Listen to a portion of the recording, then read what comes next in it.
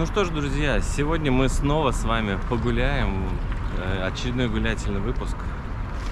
Сегодня мы прогуляемся в сторону гостиного двора.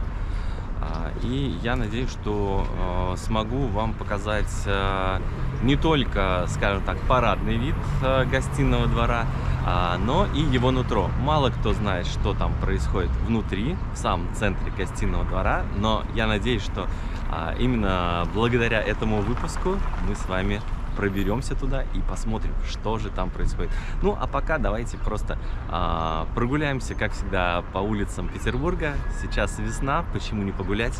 Пошли гулять. Вообще, по правде сказать, Малая Садовая — это достаточно людная улица.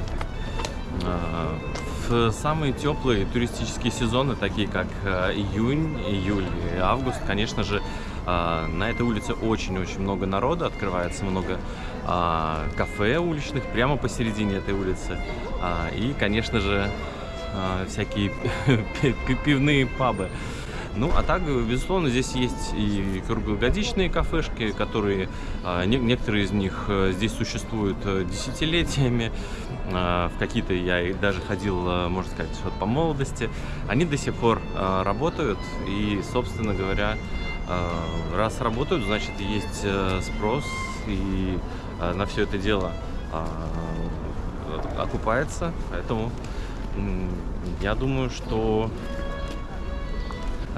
в этих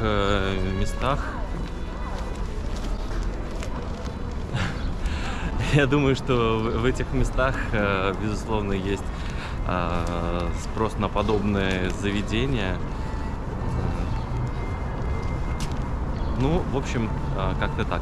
В любом случае, улица — это просто прекрасная. Посмотрите только на то, какая здесь приятная и красивая архитектура, какие фонари. Вот сзади меня, на заднем фоне, можно их увидеть. Чуть дальше мы пройдем ближе уже к Невскому проспекту, и я вам там покажу буквально несколько памятников, маленьких, но известных практически каждому петербуржцу. Если вы вдруг не знаете их, то я вам сегодня открою прям-таки Америку, можно сказать. Также сейчас у меня вот за спиной находится самый, наверное, известный магазин. Называется торговый дом, если не ошибаюсь, Елисеевых. Это вот такое большое зеленое здание. Мы мимо него сейчас пройдем. Ну, довольно-таки прикольно. Чего там только не продаются. Насколько я в курсе, там продают очень много всяких вкусняшек. Всякие булочки, конфетки, пирожные и так далее.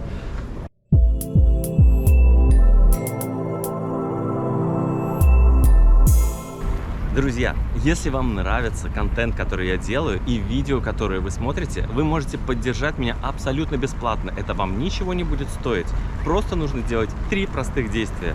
Подписаться на канал, поставить лайкосик и, конечно же, написать комментарий под этим самым видео.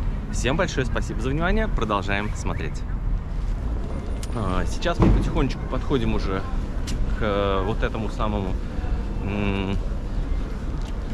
началу Малой Садовой. Здесь будет небольшой памятник в виде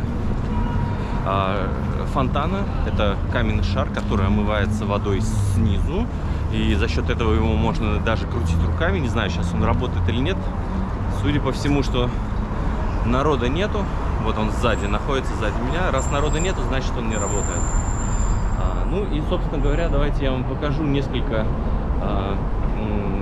достопримечательностей здесь, вот на этом самом месте, где я прямо сейчас нахожусь. На домах находятся известные маленькие памятники. Это, по-моему, 2, если я не ошибаюсь, 2 кошки. Одна находится сейчас прямо за мной. Вот прямо за мной. Можете ее попробовать найти. Если не ошибаюсь, она желтого цвета. Да, вот такая вот желтая кошечка между 1-м и 2-м этажом. Ну, а, собственно, Вторая кошечка находится сейчас на другом, с противоположной стороны здания. Вот можете ее найти. Вот она там. Тоже между первым и вторым этажом находится кошечка. Вот такие вот памятники, казалось бы, в совершенно неожиданных местах можно вот что-то такое найти.